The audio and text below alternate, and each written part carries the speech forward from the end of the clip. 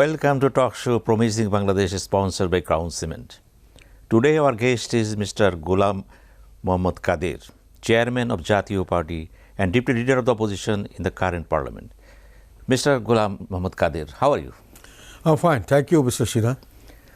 And thank you very much for coming to our talk show.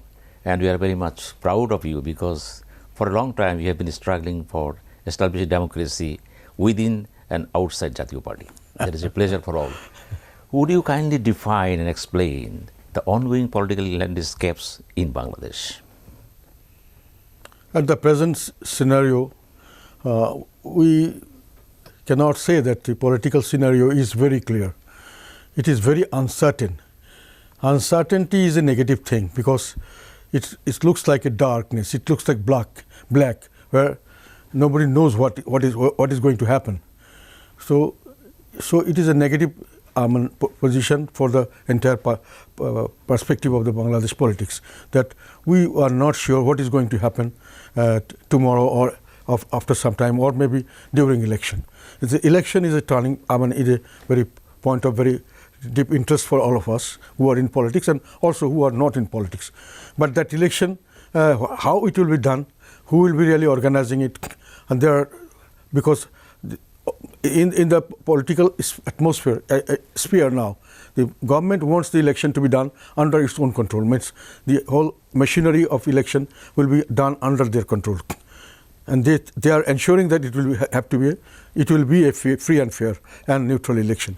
But the people who are contesting for the position of the government, next government, that means who are in the opposition now, they are thinking that having the election machinery and all other things connected with the election under the control of the government, the effective control of the government, it is very difficult to have a level playing field, and there is every possibility that government will manipulate the election in their favor. So they are trying to say something else, that must election machineries and all other functionaries should be beyond the control of the government, beyond the control of anybody. It should be in a neutral position.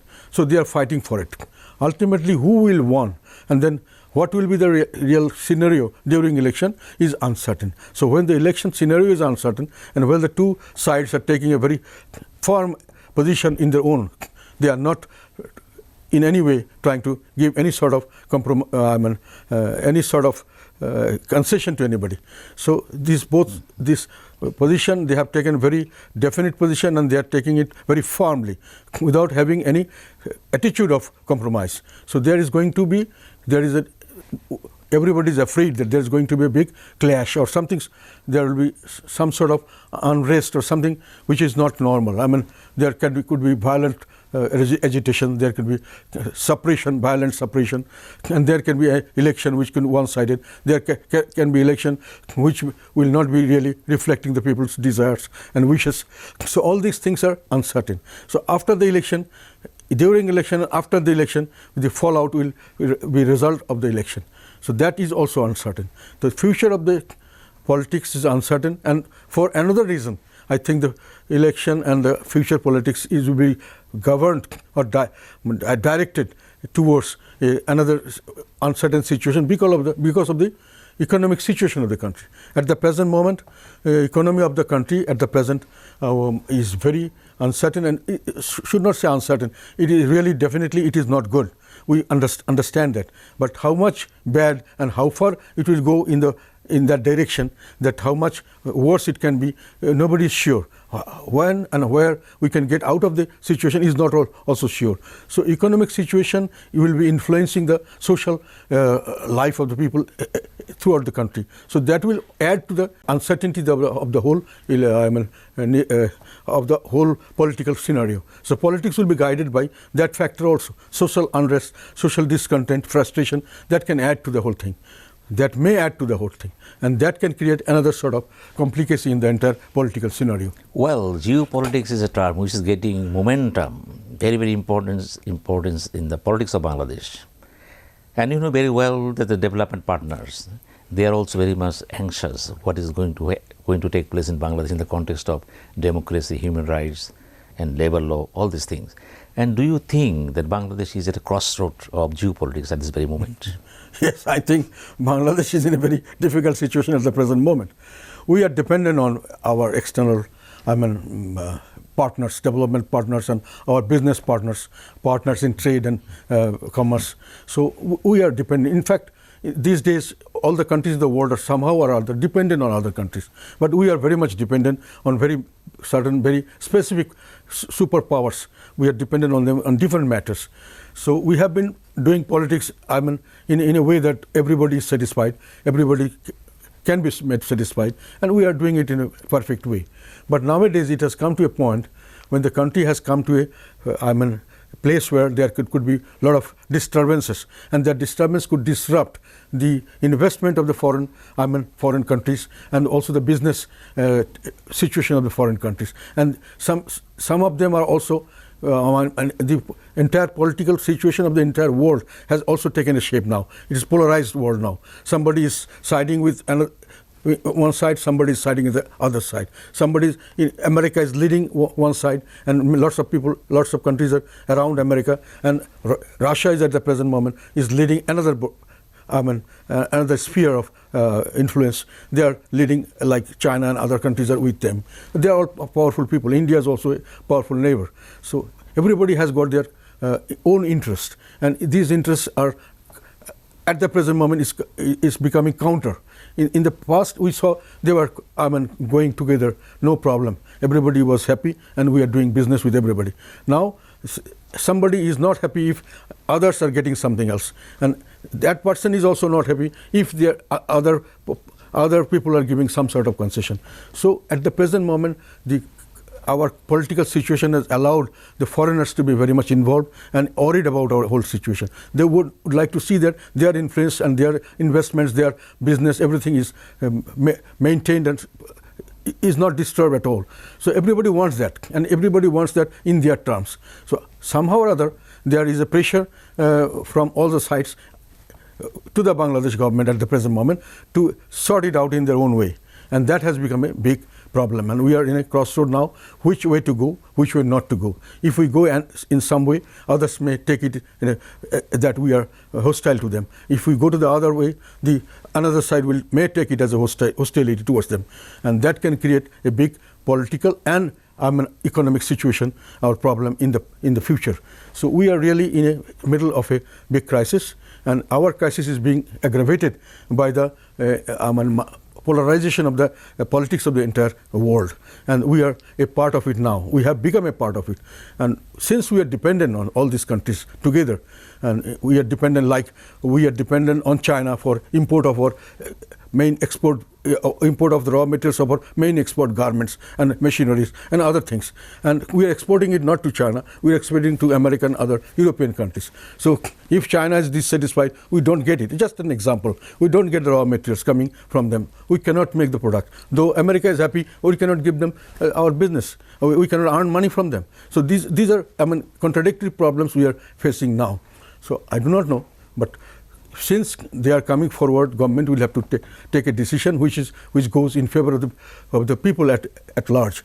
But unfortunately, at the present moment, somehow or other, people and government are not coherent, and they are not together in many matters. People, if we are all together, all the political parties, government and opposition, if we would have been together, and if the government is also with the people, and people as a whole, the countries could have been united, like many other countries of the world, like India, like many other European countries.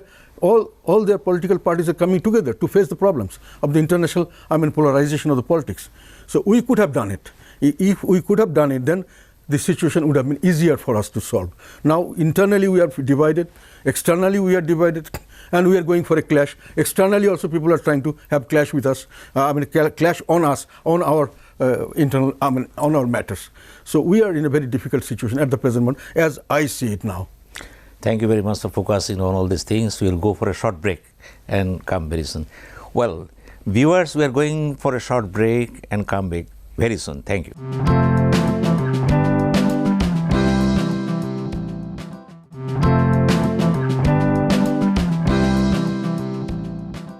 Well, we are back to talk show Promising Bangladesh, sponsored by Crown Cement. Mr. G.M. Kadir, being a chairman of Jatiya Party, at the same time you are the leader of the opposition in the current parliament. What is your understanding, analysis about the sectoral development under Sheikh Hasina administration? Sectoral development. As we see, there are many infrastructure developments are being done in different sectors. If you refer to that, I must say that people has doubt about this, because infrastructure development really is a part of the development. It promotes development, or it helps assist development, but development is something else. Development is people's development, people's livelihood, improvement of the livelihood, improvement of their day-to-day life and other things. They must feel that they are going forward in every day, in the earning, in their livelihood, in all other matters, treatment facilities, even for future of their security and safety of present, in the future, and also the next generation. All these things combined is a real development. If people feel that we are happier than yesterday, we will be much happier the day after tomorrow, or in future. We will be more safe, we will have more medical facilities, we will have healthy life, we will have better life, we will have happy prosperity which is going on. We will be prospering every day. That's what is development. Infrastructure development is a necessity for this type of development, but not all infrastructure really helps this development.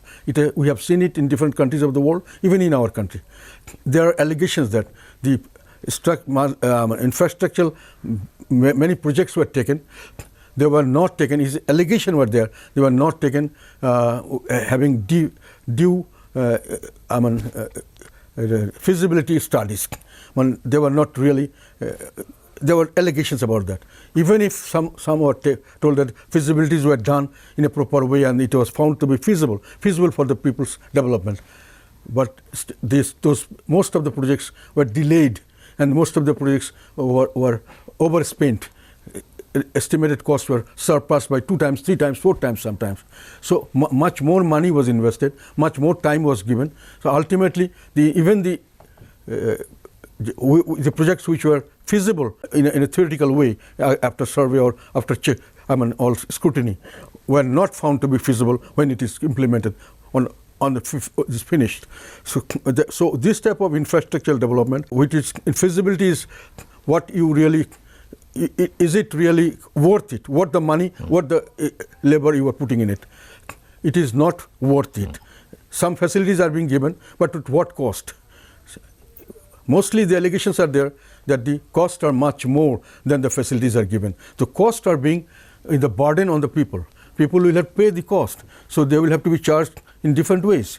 When you spend much more than what you really get the benefit out of it, then ultimately it is not beneficial for the entire society and beneficial for the group of people you are looking for. So the infrastructural development during this government's time, we get a lot of allegations, a lot of studies were done, and mostly they were taken as negative things, were not really moving the development in the proper direction, and they are not really developing the livelihood of the people in a positive way, not up to what have been spent, because people will have to pay for it. What are the best possible examples for you as a positive sign of development, looking at the present administration?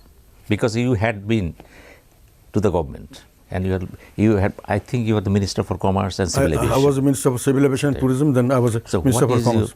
From that experience, how do you view all these things? No, there are many of the projects were taken with a good intention, no doubt about it. But question is, the projects were not implemented properly. So far I have seen most of the projects in the health sector, in all other sectors, as I could see, most of the projects are not completed as yet. So we are not really in a position to evaluate. During my time, not much projects were done. It was a routine matter. All big projects, infrastructural development, and what is called as development, which is the wrong concept. It's a misinterpretation.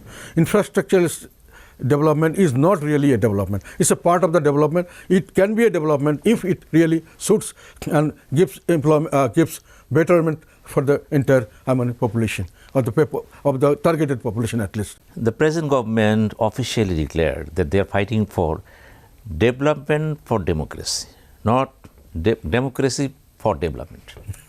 Then how do you, and being a political leader, it's a very mysterious terminology they are using. How do you be? No, as per any other, any other people who really know this subject, as any other, what I should say, political scientist. As per them, democracy and development goes parallel to each other, hand in hand. You cannot replace one with another, and that concept is generally taken by the dictatorial rulers to suppress the democratic requirement or aspirations of the people. To suppress that, they want to say that you are giving you development, so don't talk about democracy and don't try to dislodge us from our position. So it is an instrument to cling to power. It is never true, and it was never true, and it will never be true. Democracy gives the accountability to the ruler, and that accountability ensures that this spending of money in the development will go for the people. Otherwise, they will lose their position and power. So they will have to.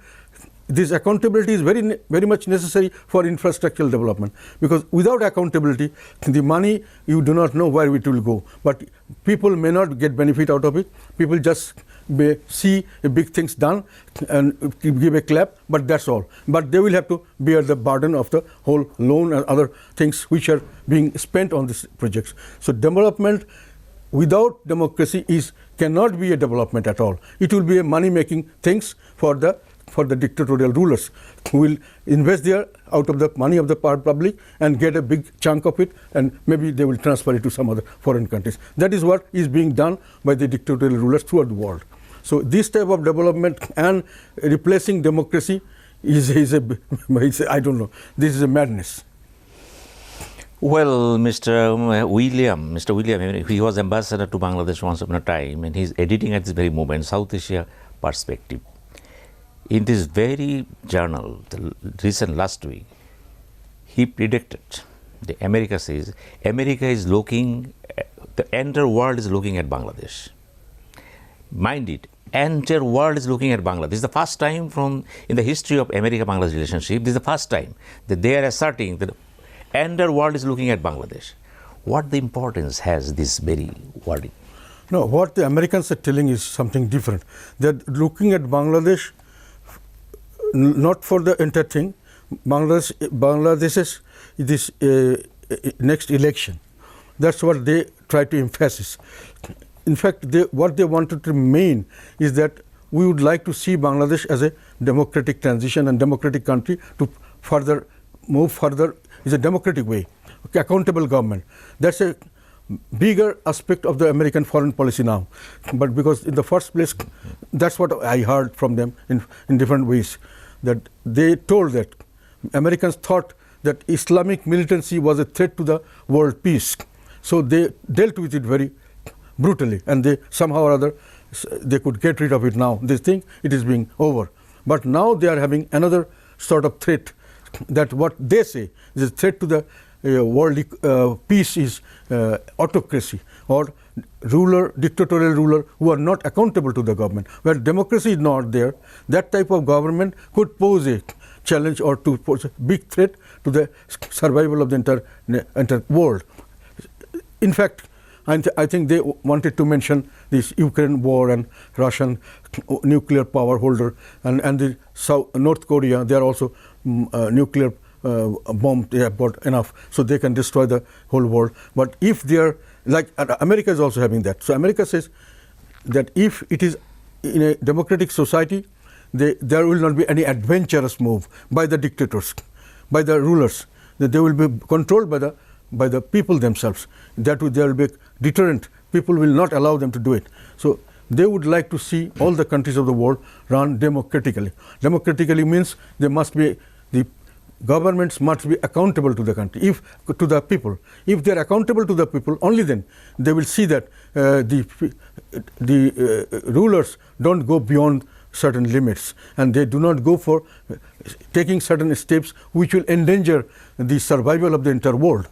They can distract, not only they will disrupt the peace, they can distract they can destroy the entire world if they started using a bomb, atom bomb, and like that, and it just becomes a world war.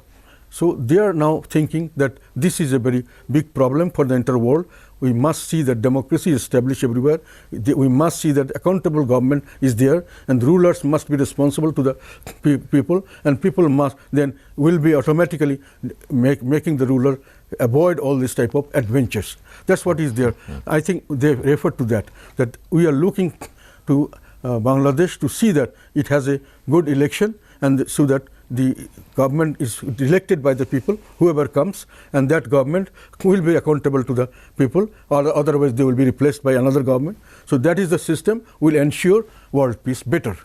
Thank you very much for giving a very unambiguous analysis. And we'll go for a short break and come to you again. Viewers, we are going for a short break and come back very soon. Thank you.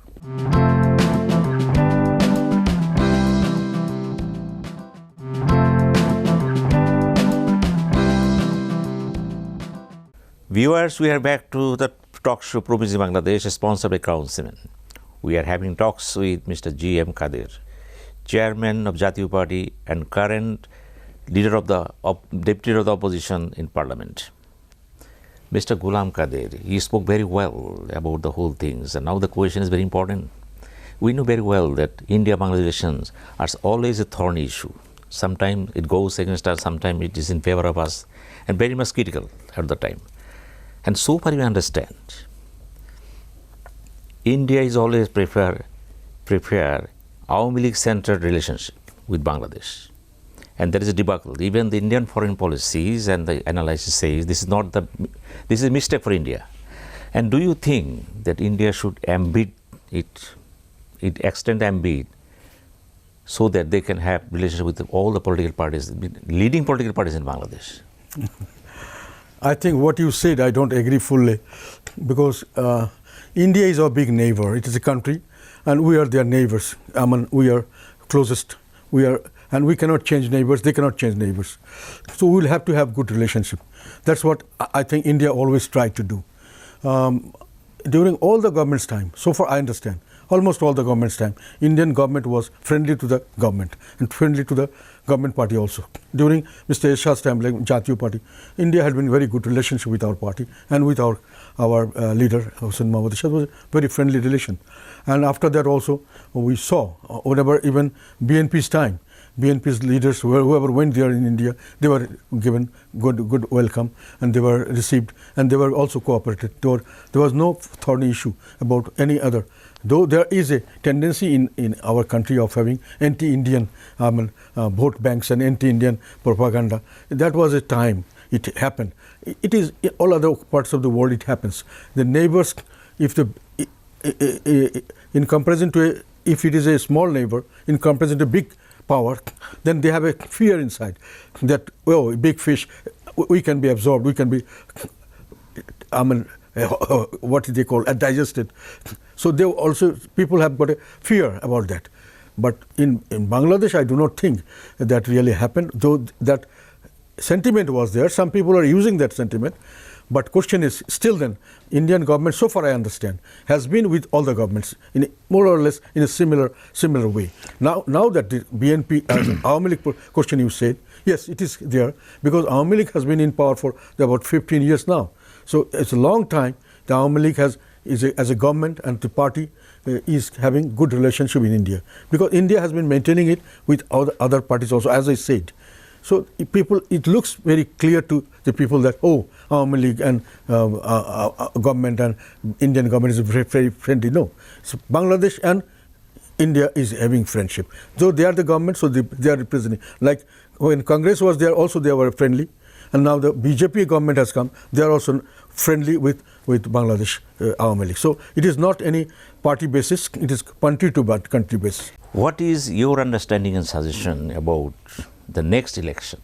Do you think that for free and fair elections, there is a prerequisite for caretaker government or not? I do not see caretaker government, but I do not tell it very specifically.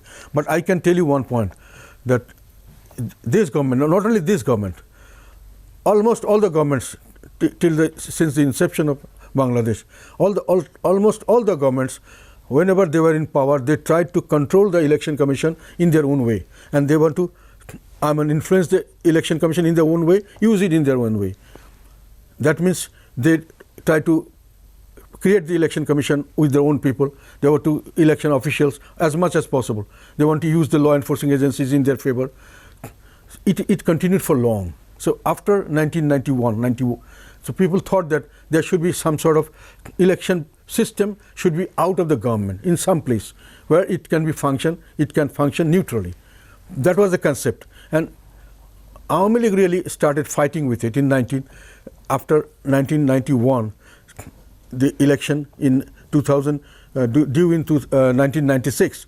That before that election, in 15th February, there was one election which was boycotted by Awami League and by Jatiya Party also separately, because at that time BNP wanted the election to be done under their own control.